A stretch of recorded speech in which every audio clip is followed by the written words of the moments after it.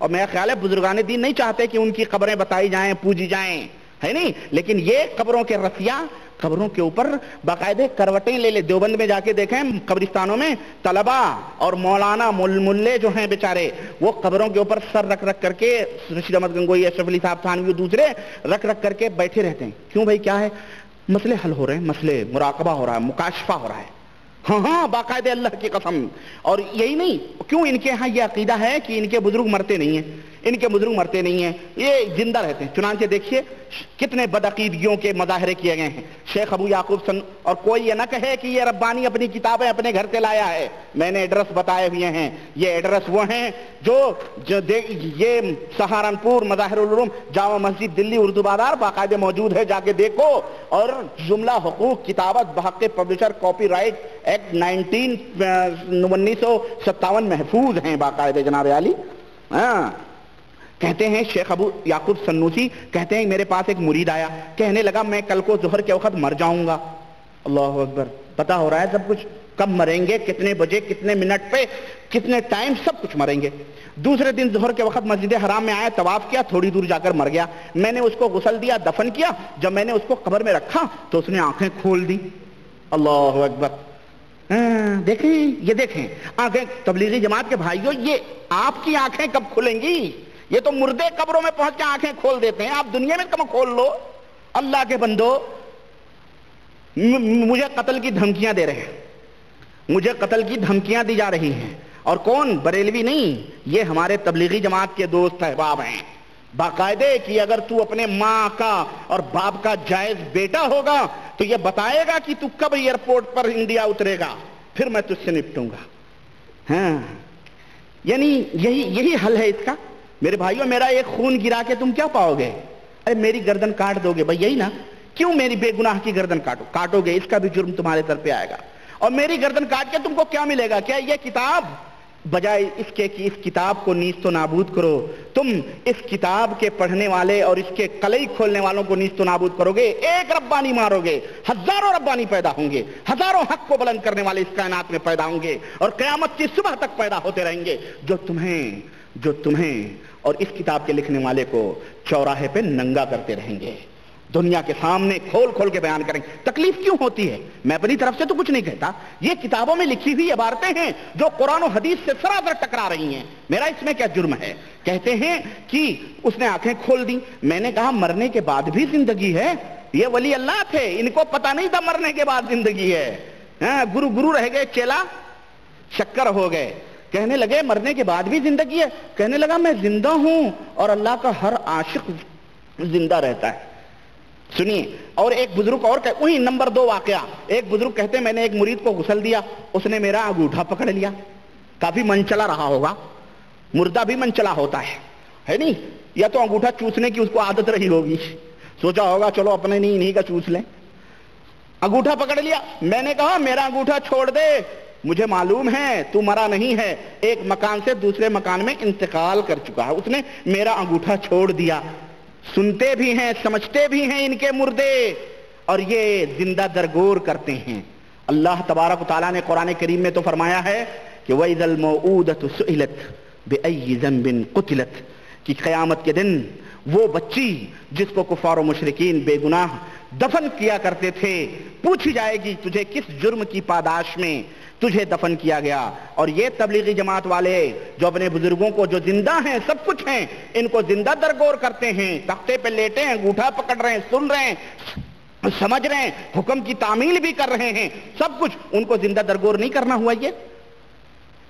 اللہ اکبر. سنیں ایک اور قصہ 3 نمبر کا. کہتے ہیں مشہور بزرگ شیخ ابن جلا ہیں، وہ فرماتے ہیں جب میرے والد کا انتقال ہوا اور ان کو نہلانے کے لیے تختے پر رکھا تو وہ ہنسنے لگے. میرا خیال ہے گدگدی لگائی ہوگی نہلانے والوں نے. اب یہی ہوا ہوگا، ہنسنے لگے. ہاں نہلانے والے چھوڑ کر چل دیے، کسی کی ہمت ان کو نہلانے کی نہ پڑی. ایک بزرگ ان کے دوست آئے اور انہوں نے غسل دیا، انہوں نے اس کو غسل دیا. اور کہتے ہیں کہ اس طرح کے واقعات بہت موجود ہیں. اور دیکھیں آپ کو اسی طرح سے آپ 483 صفحہ نمبر دیکھیں، کہتے ہیں کہ ابو علی روز باری کہتے ہیں کہ ایک فقیر میرے پاس عید کے دن آیا، بہت خستہ حال، پرانے کپڑے، کہنے لگا یہاں کوئی پاک صاف جگہ ایسی ہے جہاں کوئی غریب فقیر مر جائے؟ میری سمجھ میں نہیں آتا، جس کو یہ پتا ہو کہ میں مروں گا ابھی، اس کو یہ نہ معلوم ہو کہ کون سی زمین پہ پاک ہے، کون سی جہاں پاک ہے۔ زکریا صاحب نے قصہ بنانے میں یا جہاں سے نوٹ کیا اس نے قصہ گڑھنے میں چوک کی، بہرحال ہے نہیں، اس کو یہ نہ معلوم ہو کہ میں کہاں، کون سی زمین پاک ہے کون سی ناپاک ہے، اسے بھی یہ پتا ہو کہ میں مروں گا۔ بہرحال لاپرواہی سے لگاؤ سمجھ کر کہہ دیا اندر آ جا اور جہاں چاہے پڑھ کے مر جا۔ وہ اندر آیا، وضو کیا، چند رکعت نماز پڑھی، لیٹ کر مر گیا۔ کہتے ہیں میں نے اس کی تجہیز و تکفین کی اور جب دفن کرنے لگا تو مجھے یہ خیال آیا کہ اس کے منہ پر سے کفن ہٹا کر اس کا منہ دیکھوں، اس کا منہ زمین پر رکھ دوں تاکہ اللہ تعالیٰ اس کی غربت پر رحم فرمائے۔ میں نے اس کا منہ کھولا، اس نے آنکھیں کھول دی، انہوں نے منہ کھولا، انہیں آنکھیں کھول دی۔ پوچھا میرے سردار کیا موت کے بعد بھی زندگی ہے؟ کہنے لگا میں زندہ ہوں اور اللہ تعالیٰ کا ہر عاشق زندہ ہوتا ہے، میں کل قیامت میں اپنی وجاہت سے تیری مدد کروں گا۔ اللہ اکبر، میں کہاں کہاں بیان کروں اور کیا تبصرہ کروں، آپ کے سمجھنے کے لیے کافی ہے۔ ان کے ولایت اور وجاہت کے ڈنکے اور عالم بالا میں بھی بج رہے ہیں، اسی وجہ سے ان کو شوگر کوڈڈ دے کر کے پوائزن دیا جا رہا ہے۔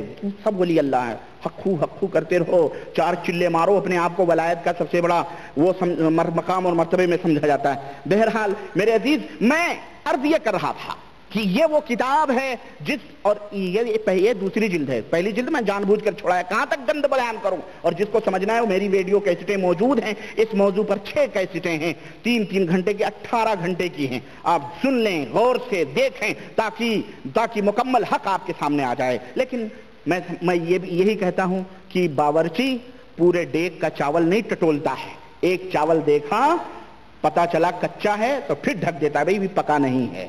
ایک چاول دیکھا، پکا دیکھا، کہا اتار لو ہنڈی پک چکی ہے کہ نہیں؟ یہی کافی ہے عقل مندوں کے لیے۔ یہ تو ایک کتاب کا حال رہا۔ آئیے میں آپ کے سامنے کچھ اور دیوبند کی ڈائریوں میں سے کچھ اور ورقے آپ کے سامنے میں پیش کروں۔ یہ دیکھیے جناب علی، میرے ہاتھ میں یہ ہے، اللہ آپ کے اوپر رحم فرمائے، حضرت امام ابو حنیفہ رحمت اللہ علیہ کے حیرت انگیز واقعات، یہ کتاب ہے۔ ہاں یہ کتاب مولانا عبد القیوم حقانی نے لکھی ہے، اور ظاہر یہ دیوبندی ہیں، اسلامک بک فاؤنڈیشن نئی دہلی کی یہ چھپی ہوئی کتاب ہے۔ یہ میرے بیٹے نے اس کو پھاڑ پھوڑ دیا ہے، اللہ اس کے اوپر رحم فرمائے، کتابوں کے ایسے ہی کرتا رہتا ہے۔ اس کے اندر میں ایک نمونہ آپ کو میں بتانا چاہتا ہوں، اور امام ابو حنیفہ کے سلسلے میں تو کافی گپ لکھی ہوئی ہے، اور ایسی گپ کی اللہ کی پناہ کہ امام ابو حنیفہ رحمۃ اللہ علیہ بیچارے اس گپ سے بری ہیں۔ چنانچہ لکھتے ہیں کہ امام ابو حنیفہ نے 40 سال تک عشاء کے وضو کے ساتھ صبح کی نماز پڑھی، اور رات کو عام طور پر رات کو تمام قرآن مجید ایک رکعت میں پڑھ لیا کرتے تھے۔ استغفر اللہ، یہ امام ابو حنیفہ رحمۃ اللہ، اعوذ باللہ، ایک رکعت میں ایک قرآن، اللہ اکبر اللہ۔ بہرحال اور اس طرح کی یہ اور رمضان میں 60 مرتبہ ختم القرآن پڑھ کرتے تھے، 60 مرتبہ، صبح ایک شام کو ایک، سمجھ رہے ہیں؟ اور زندگی بھر میں 55 حج کیے۔ کتنے حج؟ 55 حج۔ حج کرنے میں بھی بہت ٹائم لگتا بھائی، ہوائی جہاز نہیں کر کے اتر گئے، اونٹوں کی سواریاں، گھوڑوں کی سواریاں، کہاں کوفہ اور کہاں مکہ، آپ سوچیں 55 حج، اور پھر قرآن کریم کا یہ حال۔ وہاں بھی جس مکان میں ان کی وفات ہوئی وہاں امام صاحب نے 7000 دفعہ قرآن ختم کیا تھا۔ یہ جھوٹ میں سمجھتا ہوں زمین آسمان میں کہیں سمانے والا نہیں ہے، سمجھ رہے؟ کوئی یہ کہہ سکتا تم اپنے اوپر کیوں قیاس کرتے ہو؟ میں اپنے اوپر قیاس نہیں کرتا ہوں، میرے سامنے لقد کان لکم فی رسول اللہ اسوۃ حسنہ، ہمارے سامنے نبی کریم صلی اللہ علیہ وسلم کی مقدس زندگی بہترین نمونہ ہے، جس نبی نے یہ فرمایا ہے کہ جو بندہ 3 دن سے کم میں قرآن کو ختم کرے وہ قرآن کو سمجھتا ہی نہیں ہے۔ یہ ان کا امام، اگر میں مان لوں کہ یہ صحیح، حالانکہ امام ابو حنیفہ جس طرح ان کے مذہب سے بری ہیں اس طرح ان کے بکواس اور گپ سے بھی بری ہیں بیچارے، ان کا مذہب بھی جھوٹا، امام صاحب رحمۃ اللہ علیہ کا عقیدہ ان کا عقیدہ نہیں، امام صاحب رحمۃ اللہ علیہ کی باتیں ان کی باتیں نہیں، انہوں نے 400 برس کے بعد اپنے ملاؤں کی باتیں امام صاحب رحمۃ اللہ